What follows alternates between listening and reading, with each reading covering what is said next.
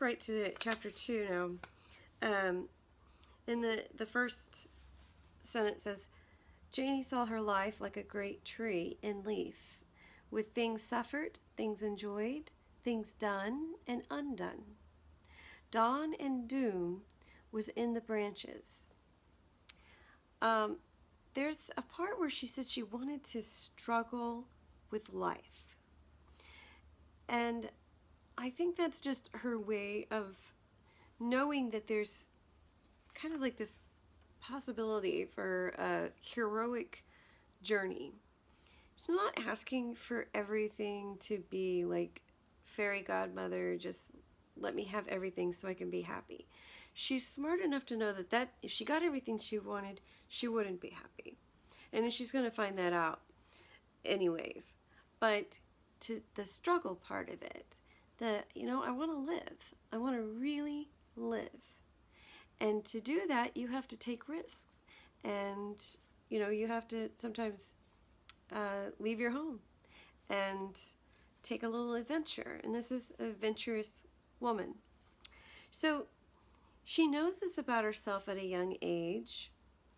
And she goes back and she gives kind of her coming of age moment. And this is what I would use for that Q3 question about a significant time that it was either an innocent time or it was in some works of literature, childhood and adolescence are portrayed as times graced by innocence and a sense of wonder. In other works, they're depicted as times of tribulation and terror. Focusing on a single novel or play, explain how its representation of childhood or adolescence shapes the meaning of the work as a whole. So I think I've said this, I don't know how many times before. I'm probably going to repeat myself if you watch multiple courses. But what you're trying to do in whatever the question is demonstrate the meaning as a whole. So whatever you decide, whatever little incident that you decide to use, that has to reveal the whole work in some way, because that's what you're really trying to show that you know. Now, don't think you need to show it by telling the person everything about the plot, because that's not what they want you to do. And I think that some people feel like, I want to, especially when they, in 9th grade, 10th grade, I saw, my 9th graders did this more than seniors, but they would want to show me that they read.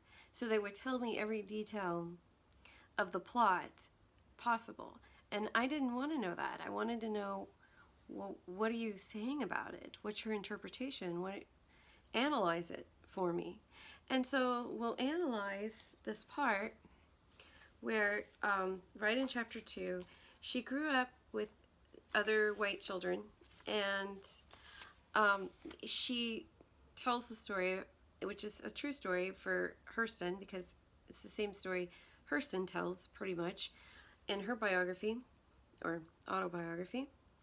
And she says that she was with these white children all the time. She never knew she was black. And she said, so she's around 6 years old or whatever, they take a trip. So when we look at the picture, everybody got pointed out. There wasn't nobody left but a real dark little girl with long hair standing by Eleanor. That's where I was supposed to be. But I couldn't recognize that dark child as me. So I asked, where's me? I don't see me. Everybody laughed, even Mr. Washburn.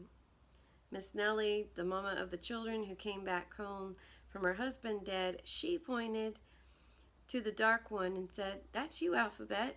Don't you know your own self? They all used to call me Alphabet because so many people had named me different names. I looked at the picture a long time and seen it was my dress and my hair, and so I said, oh, I'm colored. And they all laughed real hard after that, right? So before that, she thought she was just like everybody else. But really, she is, because the kids are playing. They don't see color when children are playing, and it's not until she goes to school and she starts to have some problems with other kids making fun of her living among white people. And so her grandmother gets her out of that situation, and she is willing to raise Janie because she, of course, doesn't have a mom and dad. As we know, the mom ran off, and I think this orphan is an archetype really for someone who's going on a heroic journey, and with wouldn't surprise me at all if Hurston had the heroic journey in mind in some ways, because she was interested in mythology. And so the myths, there's a pattern. If you're interested, I highly recommend look at The Power of Myth by Joseph Campbell, and really look at the heroic cycle, because you might actually recognize the same things in your own life of what's happening, to you. And so she's having this little experience as she's growing into a woman. So I think she sees this blossoming pear tree as kind of a reflection of herself. Now that she's growing into what her grandmother will say, your womanhood or whatever, she's probably going through puberty and changing in some way, and her hormones are probably raging at this point. So she's been spinning, but I think what's really significant from this is that she is looking to nature to kind of explain the inexplicable things that are going on inside of her. And it's a kind of a, if you look at just the word choice, of course, she uses here, it is a very sensuous tone, right? So that's to say, from the very first tiny bloom had opened, it called to her to come and gaze on a mystery. And then it says, from barren brown steams to glistening leaf buds, from the leaf buds to snowy virginity of bloom, it stirred her tremendously. How? Why? It was like a flute song, forgotten in another existence and remembered again. What? How? Why? This singing she had heard had nothing to do with her ears. The rose of the world was breathing out smell. It followed her through her wakening moments and caressed her in her sleep. It connected itself with other vaguely felt matters that had struck her outside observation and buried themselves in her flesh. Now they emerged and quested about her consciousness. So she's kind of coming into, like I said, that just this womanhood, and she sees, I think, possibility, with the bloom, with the spring, with the new life, and she's to go even a little bit deeper in that. It's not just the bees and the I'll just read this next part. She was stretched on her back beneath the pear tree, soaking in the alto chant of the visiting bees, the gold of the sun, and the panting breath of the breeze. When the inaudible voice of it all came to her, she saw a dust-bearing bee sink into the sanctum of bloom, and the thousand sister kylexes arched to meet the love embrace of the ecstatic shiver of the tree, from root to the tiniest branch, creaming in every blossom and frothing with delight. So this was a marriage. She had been summoned to behold a revelation. Then Janie felt a pain, remorseless, sweet, that left her limp and languid. So then this guy comes walking down the road that she's known before, but now she sees him in a whole other light. and they kiss. And the grandmother wakes up, and this guy is not like the guy that you want to see your daughter kissing. He's no good for some reason. Shiftless, I like that explanation. Shiftless Johnny. So there's no like future with this guy. And so Nanny calls out there, and so she extended herself outside of her dream and went inside of the house, and that was the end of her childhood. So it's like she has this one bit of wonderment and, possibility of life, just kind of looking exciting and drenched in light, to use one of her words. I think that's a player story that she wrote. But her grandmother, and I want to go over kind of a literary term that some people use. It's called the angel in the house. And Virginia Woolf especially would talk about this angel in the house that prevents a woman from doing what she really wants to do. And it's kind of like that mother figure who you feel like, my mother's always watching me, and you feel guilty. And it's not so much just her, but just kind of the, patriarchal expectation of a woman. For instance, my house is typically a mess all the time. But it's more important to me to read and study literature and to write than to keep a clean house. And this is, a disaster to some people that I would think this way. But I would much rather worry about what's going on in here than worry about what's going on in my house, and nobody comes over anyway, so what do I care? But that angel in the house, Virginia Woolf, literally would take a knife and like run and try to kill the angel in the house, because it's a nagging presence, that guilt that says, and I think it's also kind of a Puritan guilt, that you should be, busy, working, doing something worthwhile all the time. What are you doing stopping your American life to enjoy things? That's not what we're here for.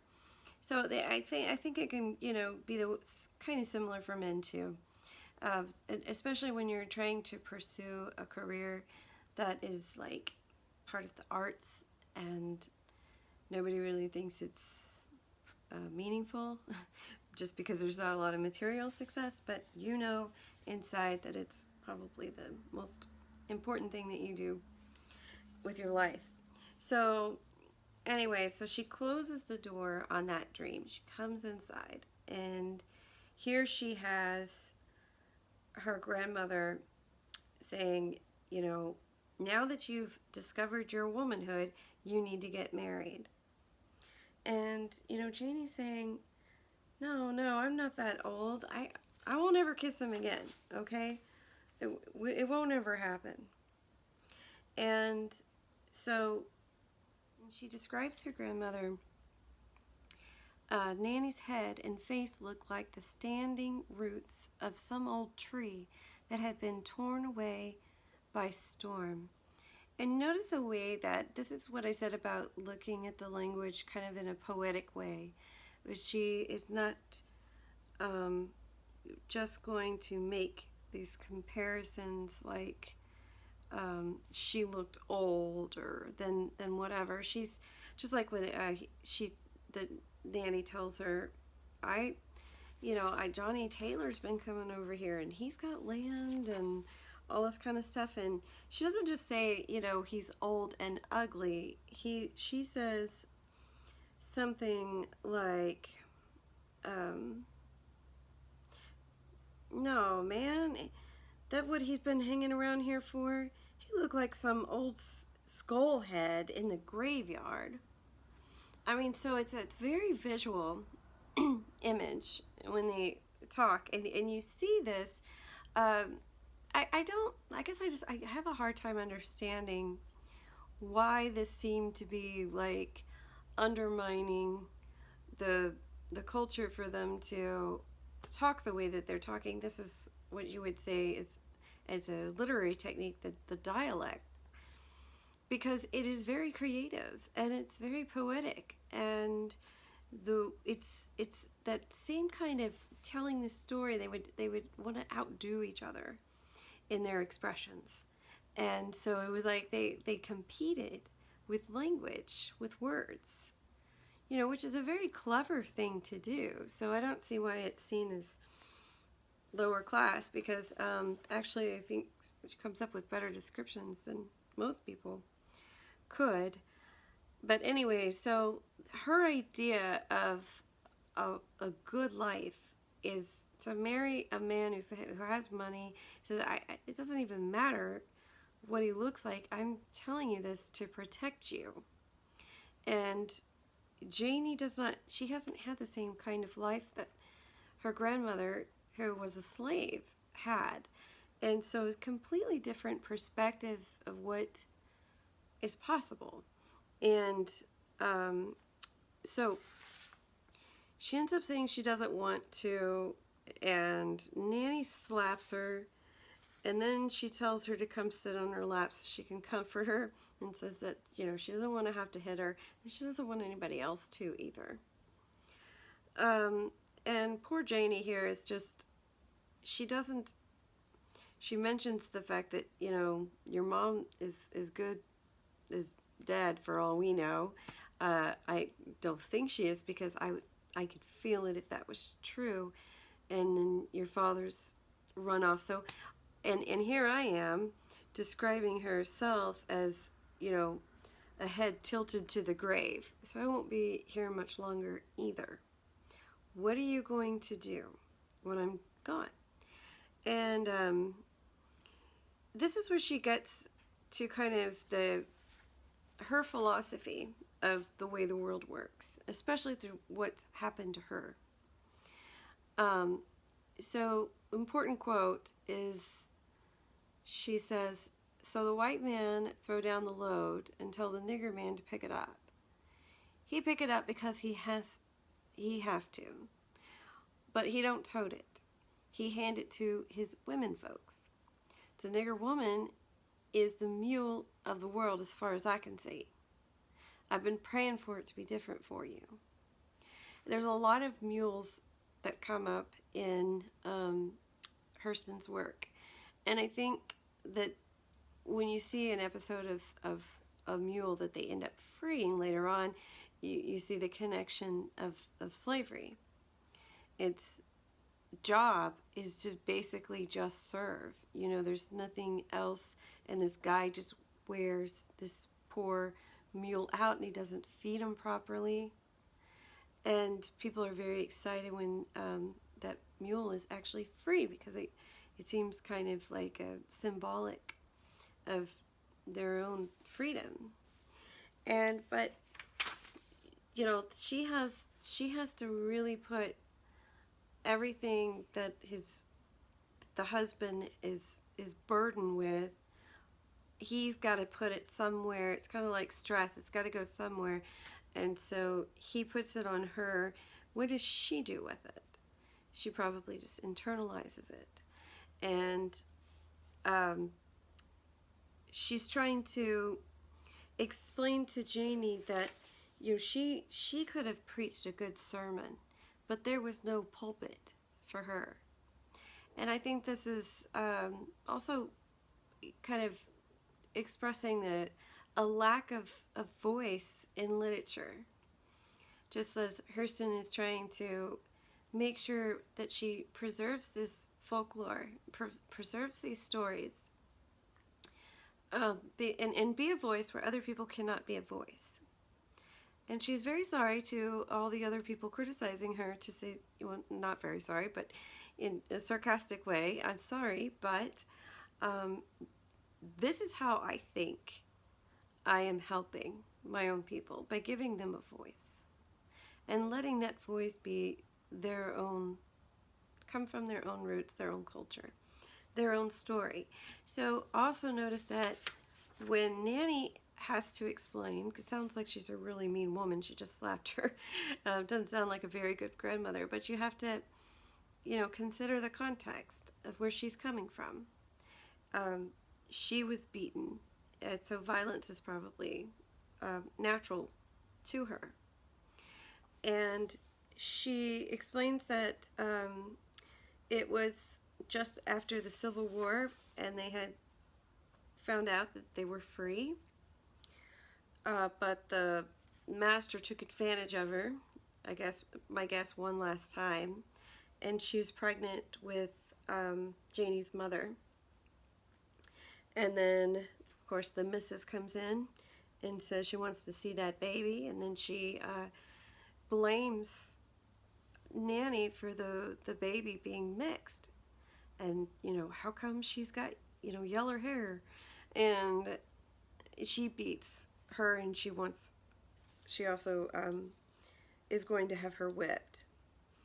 And at that point is when she finds a way to escape.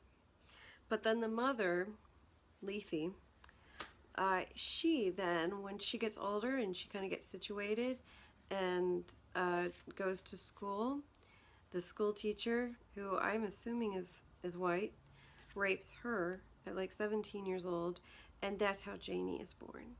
So she's born out of, rape, and is abused, and the grandmother is just trying to do the best she can for Janie. And they in her mind, she just doesn't have a whole lot of options. So I like this description too. I'll just mention it, that the master's wife, the woman, the missus, she flounced off and let her winter time with me. And the way she describes her, she says, looked like she'd been living through 100 years in January without one day of spring. So the language is symbolic, and it kind of has, to me, like a life of its own, because it doesn't just stay in like a limited point of view. It's really like having an image throughout the dialogue, which is not an easy thing to do. So anyways, you can tell by the end that now it's going to be time for her to go through her first marriage and her first phase of life, which is going to be very disappointing. And Nana says at the end of the chapter, I wanted you to look upon yourself. I don't want your feathers to be crumbled by folks throwing up things in your face. And I can't die easy thinking maybe the men folks, white or black, is making a spit cup out of you. Have some sympathy for me. Put me down easy, Janie. I'm a cracked plate. So we'll end with that.